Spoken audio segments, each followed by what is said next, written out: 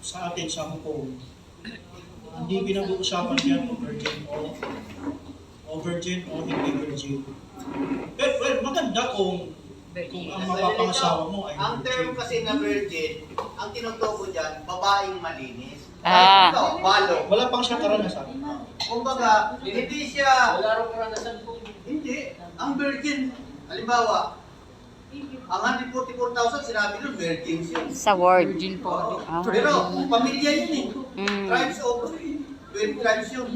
Ngayon, virgin yun siya dahil hindi siya nagkaroon ng bahagi sa worldly na Oo. Kaya hindi na pinag-uusapan yung physical. Yes. Ibig sabihin, sa ang batayan ng Diyos ngayon ay spiritual. Yan ang batayan. Pero, mas maganda yung kung ang halimbawa isa kang faithful Christian, isa kang lalaki na faithful Christian na binata, at ikaw ay talagang nagagamit ng Panginoon, kung ikaw ay binigyan ng Diyos ng isang karapat-dapat sa iyo na isang dalagang malinis, well, it's a blessing. Mas magaan. Maganda yun. Siyempre kasi at least, pag ikaw ay nag-ministry, di ba? Talaga, Wala sa gapan. pure, na talagang wala kang pwedeng ipinta sa iyo. Ako kasi may kilala ako, pastor pa yun. Pero hindi ko ba kilala, siyempre. Na parang, siyempre, sa tinatakbo ng kanyang ministry, parang dahil, hindi ko naman sinasabi kung sino. Parang, hindi niya kasi parang hindi niya gusto, gano'n, ano? Parang nabigla siya, ganyan. And then, later, pala sa dulo ng kanyang ministry, sa yugto ng kanyang ministry, yung pala ang bigay ng Diyos sa kanya.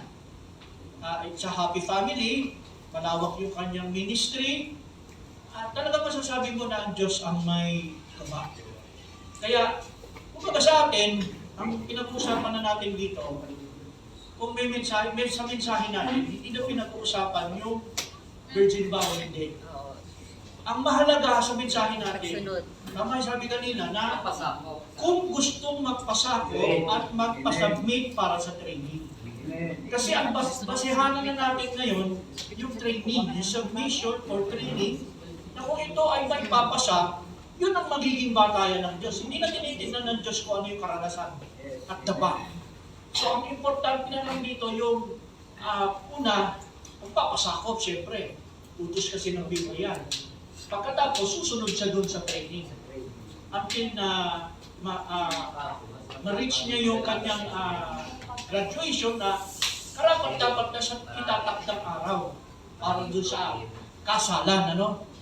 Ngayon, kung halimbawa, lalaki naman, lalo mo naman tinutukoy kung sino dito. Halimbawa, kung isa kang brother, sa puso mo talagang gusto mo siyang makapag-asawa, kung minapili ka, ngayon, ang pagiging basehanan dyan, dahil meron tayong message ng hukom, isubmit nyo sa hukom.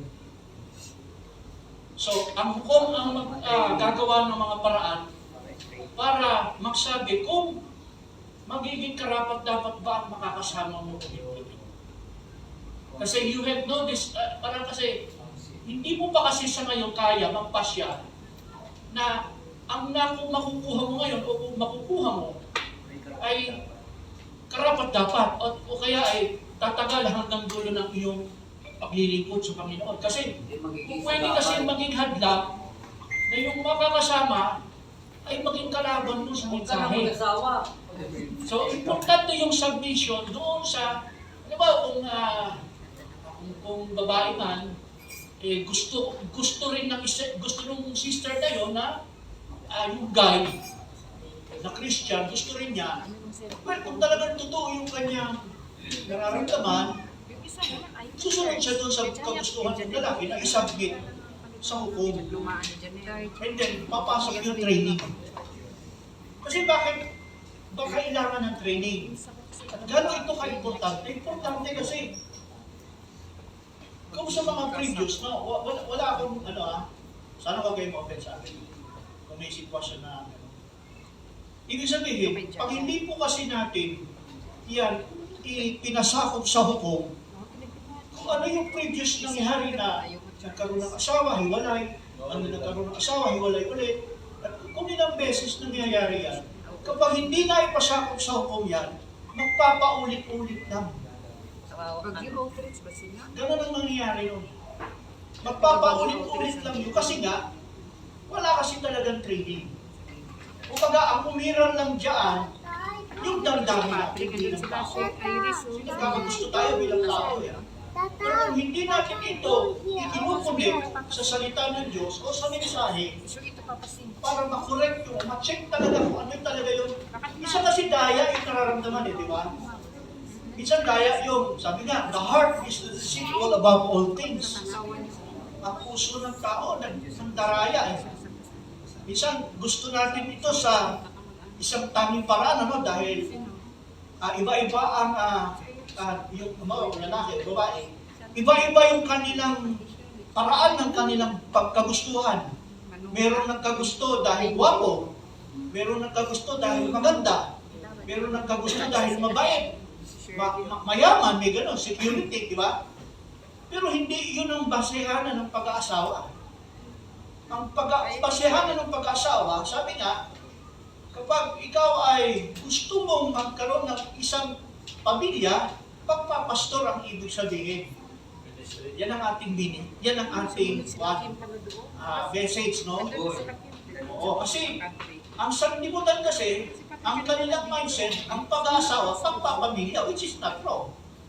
Pero hanggang doon lang, kaya ang nangyayari, nagkapamilya na, nagkaroon na sila ng mga anak, hanggang doon lang, kaya dumarating sa punto na nakakaroon sila ng hindi pagkakaintindihan, kaaway, at dahil walang matibay na sandigan ng salita ng Diyos, umahantong sa pag-iwalay. Kasi nga, dahil una, wala nang namamagitan o parte ang Diyos doon. Kaya nga, sa atin ngayon, bilang Kristiyano, sagutin ko lang, bakit sa panahon na lumang tipan? Kasi from the patriarchs, sino pa ba aside from, atras pa natin from Abraham? Si Noah. Ako ba si Noah?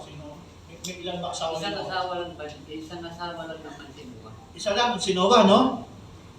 Sino pa? Atras na lang, baba tayo kay Abraham. Kay Abraham, doon mo makikita na parang naiba yung tawag dito.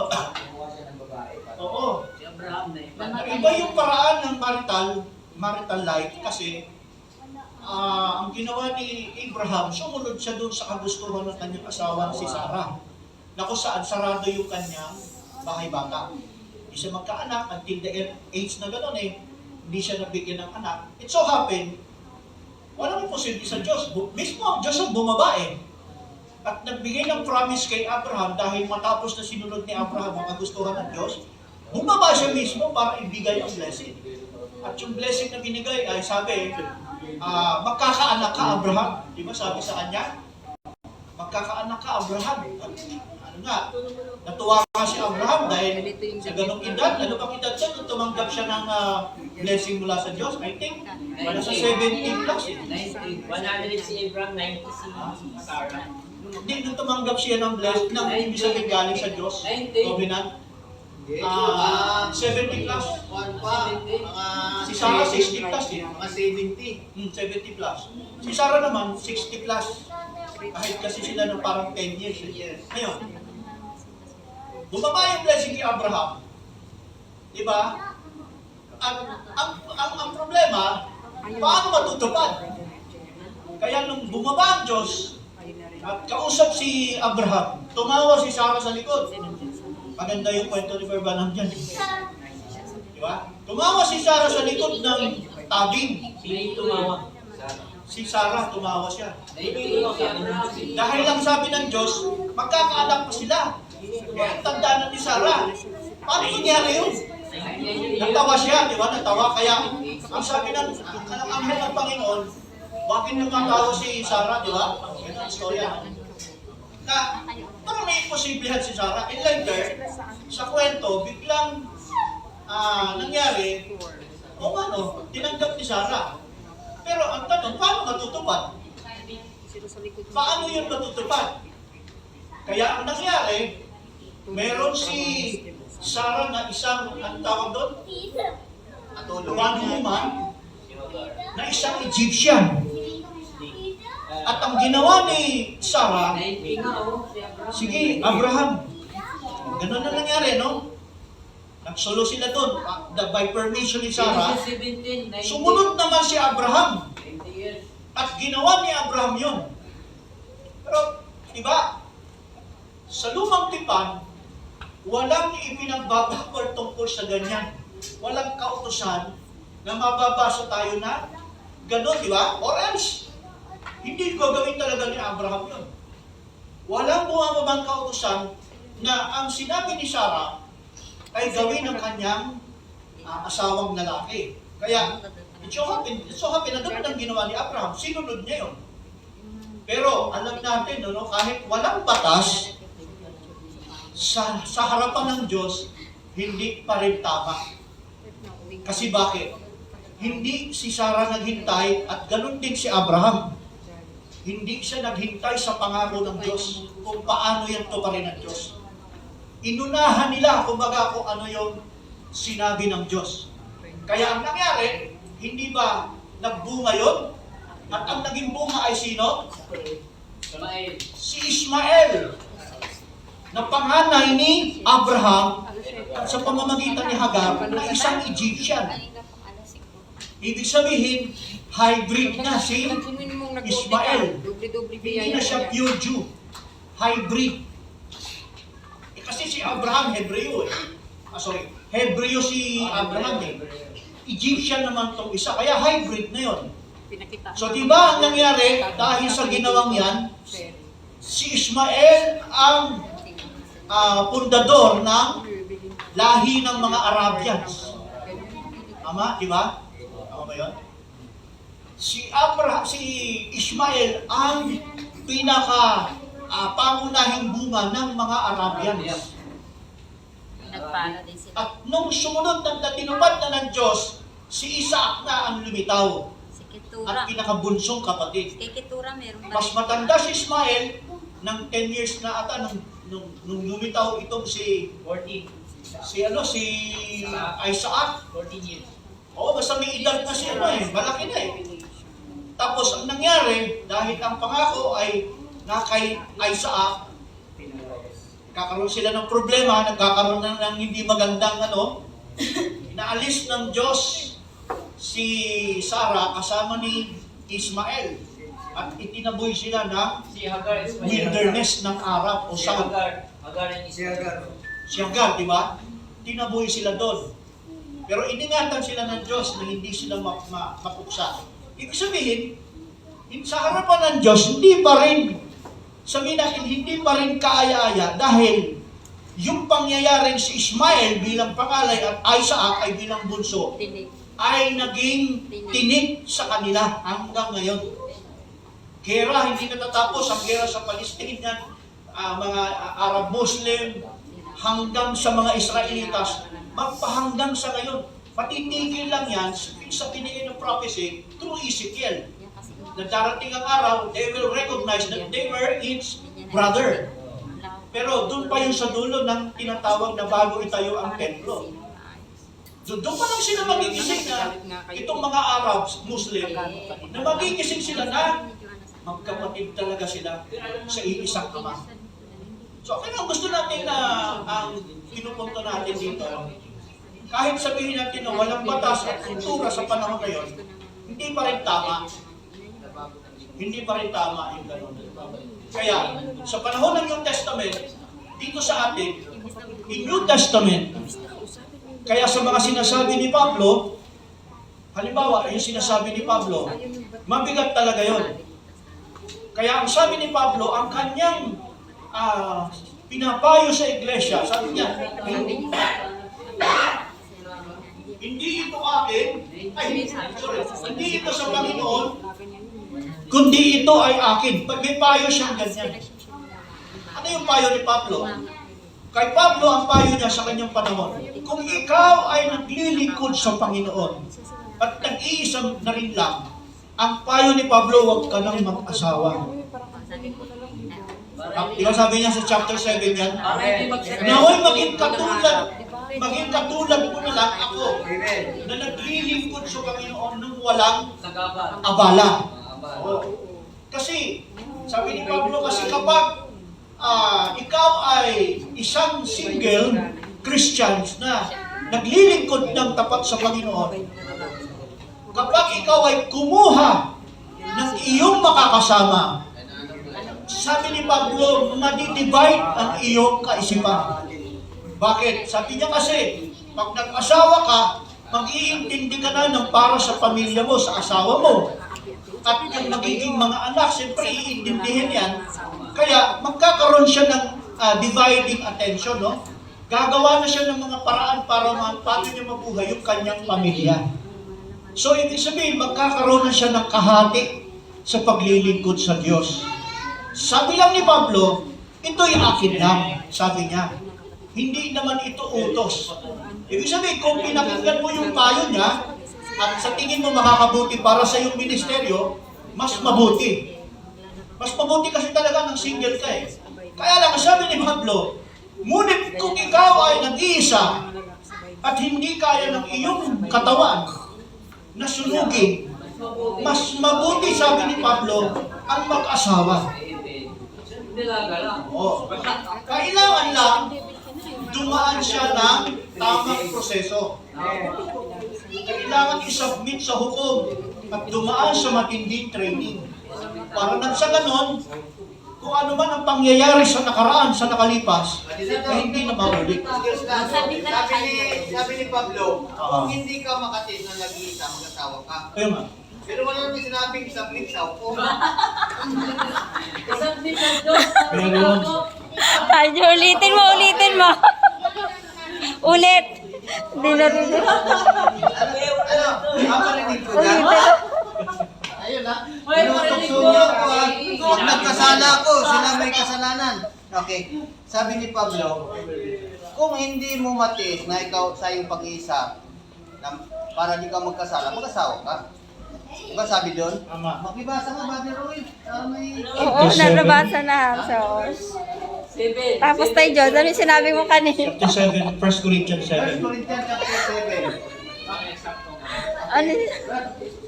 Sa 4 muna, basahin mo sa 4. Makibasa nga, Brad. Makilakas. Wala raw hukom dyan. On the record. 1 Corinthians 7:4. Ang babae ay walang kapangyarihan sa kanyang sariling katawan, kundi ang asawa. At gayon din naman, ang lalaki ay walang kapangyarihan sa kanyang sariling katawan, kundi ang asawa. Yan ang batas. 5. Huwag magpigil ang isa't isa. Ayun. Maliban kung pagkasunduan sa ilang Asawa na panahon, yan eh. upang kayo'y mamalagi sa pananalangin at muling kayo'y magsama. Baka kayo'y tuksihin ni Satanas dahil sa inyong kawalan ng pagpipigil. 6. 6. Ngunit ito'y sinasabi ko na Ayan. parang payo lang, Yun. hindi sa utos. Hindi utos. Kaya't ibig ko sana na ang lahat ng tao ay maging gaya ko. Ngunit bawat tao ay mayroong kani-kanyang kaloob na mula sa Diyos. Yes. Ang isa'y ayon sa parang ito, at ang iba'y ayon sa paraang iyon. Tatapat sinasabi ko sa mga walang asawa at sa mga babaeng bao, mabuti sa kanila kung sila'y magsipanatiling gayon.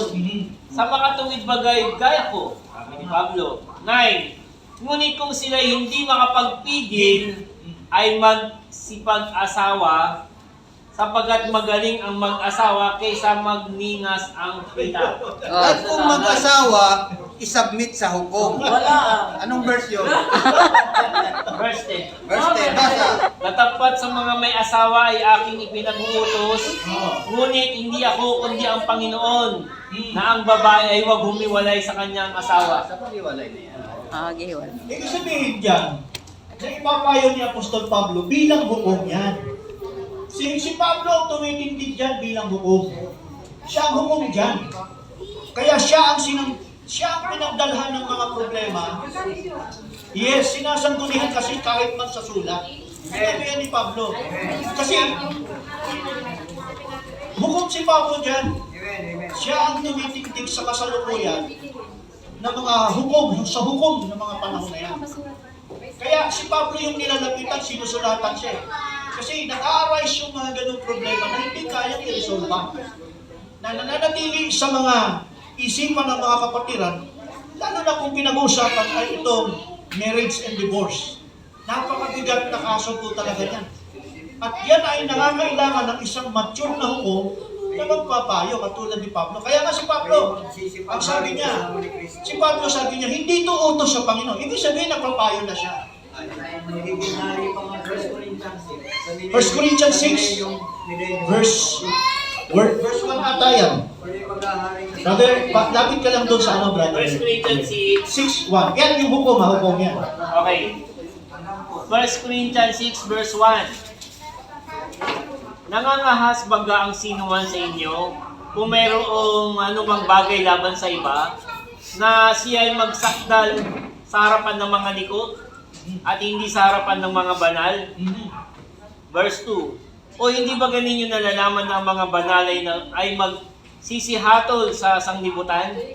At kung ang sanglibutan ay hahatulan ninyo, hindi kaya baga dapat magsihatol kayo sa mga bagay na pinakamaliit? Magsihatol kayo. Ibig sabihin ng iglesia. Verse 3. Hindi ba ganinyo nalalaman na ating hahatulan ng mga anghel? Ating. Gaano pa kaya ang mga bagay na nauukol sa buhay na ito? Kasama din ng pagkasama. Oo. So malinaw yan na sa panahon ni Pablo, may hukom talaga. Wala tayong salitang hukom. Pero yung nature, no, yung way ng kanilang ginagawa ng panahon na yun, when it comes to mga ganong problema, may tumitindig talaga bilang hukom. Ang sabi nga ni Pablo dyan, di ba yung binanggit niya, hindi ba ganinyo Magsisihatol sila. Hindi ba kayo ay dapat magsisihaton? Sabi bro, sa mga part yun? Ang gig. 3. Hindi ba ganinyo nalalaman na ang ating hahatulan ng mga Hindi yan, anghel? verse 2. Hindi kaya baga dapat magsihatol kayo sa mga bagay na pinakamaliit? Ayun. Ibig sabihin, sa panahon na yon, ang iglesia, hukom. Amen. May hukom sa iglesia. Pero of course, hindi naman lahat pa yung panahon ni Pablo. Pero may hukom talaga na nandun. Ang nangyari, may mga nag-a-arise na problema, pero nagtetengang kawali sila. Kaya pinagalitan sila ni Pablo dyan. Nirebuke sila ni Pablo dyan eh. Kasama na yung pastor na nandoon. Kasi nga, kailangan pa bang makarating kay Pablo ang sulat? May nagparating kasi kay Pablo eh. Na may ganong problema na hindi ma-resolve na parang binabali, wala na nakakapasok yung kapatid na yun na gumawa ng kalaswaan, yung anong tawag doon? Gumawa siya ng pakikiapin. Kasi ang ginawa niya bilang anak, mag-ama sila, di ba? Mag-ama sila, tapos yung stepmother niya, nagkaroon sila ng relationship. Na sinabi ni Pablo, ang gayong bagay ay hindi marapat kahit na sa di mananampalataya. Ibig sabihin, kahit sa di mananampalataya, hindi tinatanggap eh. Eh, di lalo na sa iglesia. Ang nangyari, sa loob ng iglesia, yung Kristiyanong yun, labas-masok yun, na walang nagkukorek sa kanya, walang naghuhukom sa kanya. Kaya ang ginawa ni Pablo, pinagalitan sila, nirebuke sila ni Pablo dyan. At pinakita ni Pablo, hindi ba alam na parang kayo yung hukom. Bakit kailangan dalhin ito sa labas? Di ba may mga ganun kaso sa mga mananampalataya? Di ba ito hindi nangyayari? Sa buong karamihan ng church nangyayari. Nagkakatimandahan, di ba? Nagkakatimandahan dahil sa lupa, dahil kahit naman kakapatiran, nagkaroon ng transaction sa lupa, nagkaroon ng hindi pagkakaintindihan, at sumunutan, nagkatimandahan. Parehas na Christian yun. Kaya sabi ni Pablo, hindi ba ninyo alam na kayo may hukom, sabi sa verse 2, na kayo'y mayroong karapatang humatol, lalo na sa mga maliliit na bagay, na hindi dapat dinadala sa abogado, hindi dapat ang korte ang humahawak sa problema. Ibig sabihin yan, in other words, meron talagang hukom. Meron talagang hukom na tumitindig sa loob ng bawat iglesia. Kahit na sabihin natin, sa labas yan sa denomination, meron silang hukom May humahawak dun sa mga sitwasyon at mga problema, katulad ng mga ganito, marital life, marital problem, fornication, adultery, meron talagang humahatol dyan. So, kaya nga sabi ni Pablo, sa kanya, hanggang ang payo ni Pablo, hanggang maaari, sabi niya, galahin ninyo ko na nag-iisa sa paglilingkod sa Panginoon. Kasi, malaya ka kasi kapag nag-iisa ka eh. Di ba? Kahit saan, pwede kang pumunta. Sabi nga, Kahit saan, ano man pwede mong gawin. sabi nga niya, gusto ko pang umalis dito sa lupa. Kasi ang daming hirap. Pero, Wala akong manirahan doon ah. pero dahil sinabi ni Pablo sa verse 4, di ba? Walang kapangyarihan ng bawat isa. Babae ka man, lalaki ka man. Ano yung kapangyarihan? Sa katawan yun eh. Ibig sabihin, kasi bawat kapatiran may design sa katawan na alam mo yun, Salamat. pangangailangan. Di ba? Kaya nga sabi ni Pablo, kung manatiling nag-iisa ka, maganda, mabuti, kung kaya. Ibig sabihin ng kaya mong pigilin sa sarili mo ang humihinging pangangailangan sa katawan mo, kahit wala kang kasama. Pero ang sabi ni Pablo, kung hindi mo kayang pigilan at madadarang ka sa, anong tawag doon? Apoy. Eh mas makakabuting mag-asawa. Sabi ni Pablo yan. Pero na, kailangan lang talaga, kung hahanap tayo ng makakasama natin sa buhay para sa paglilingkod, kailangan suriin mabuti. Ang kukunin natin kasi, pag nagkamali ka ng pinuha, bilang isang mananampalataya, hindi mo na suri ng mabuti, hindi mo na isubmit yan. Para may tumingin, para ma-qualified siya. Pag hindi na suri, pwede maulit-ulit yung dati. Kaya nga sa atin, sa panahon natin ngayon, bakit kailangan natin ng hukom? Bakit kailangan? Kasi, ang panahon natin ngayon, nakakatakot talaga. Malala ang panahon natin ngayon. Kapag wala kang guide, walang guidance sa iyo ngayon. Alam mo, kahit may asawa ka, kahit may pamilya ka, hindi tayo subject sa nakaambang na panganib na nasa labas. Kaya kailangan natin mabuting mag-ingat. Kailangan pinag-iingat tayo ng Diyos. Sabi ni Paul, evil days. Evil time. Kasi hindi lahat ng panahon, malakas ka, malakas tayo. May time na minsan nagdi-decline tayo. At kung malakas sa panahon na nagdi-decline ka, doon ka sasamantalahin ng kaaway. Hindi ka niya sasamantalahin doon sa panahon ng peak ka. Hindi ka niya dadayain, bubulungan ng ganyan, o papakitaan ng mga konono, kung nasa panahon ka ng revival.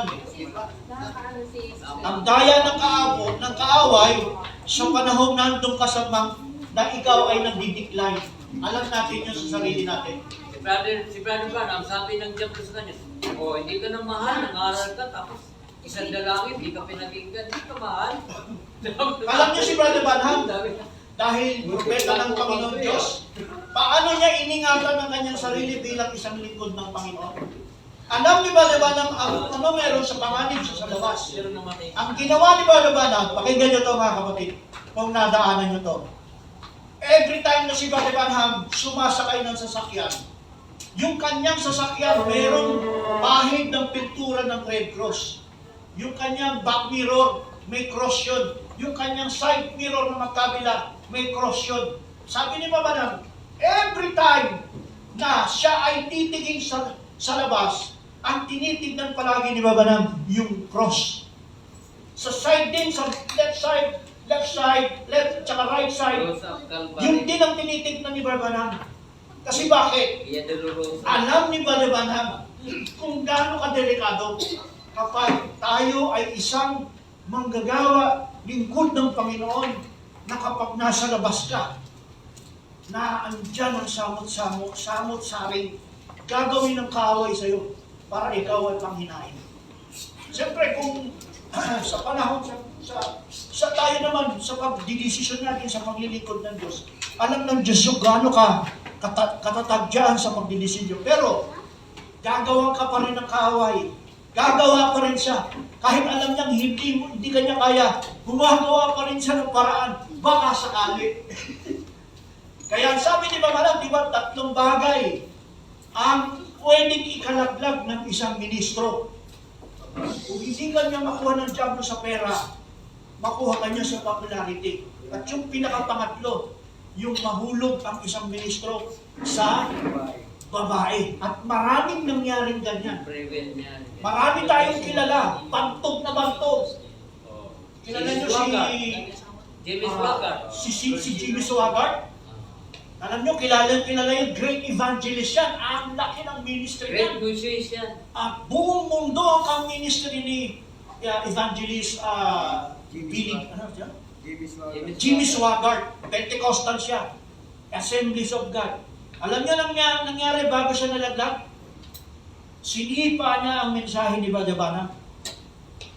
At kung anong binato niya mga message kay Brother Branham, 1 linggo lang, biglang nag-bloom na siya ay nag-commit ng adultery.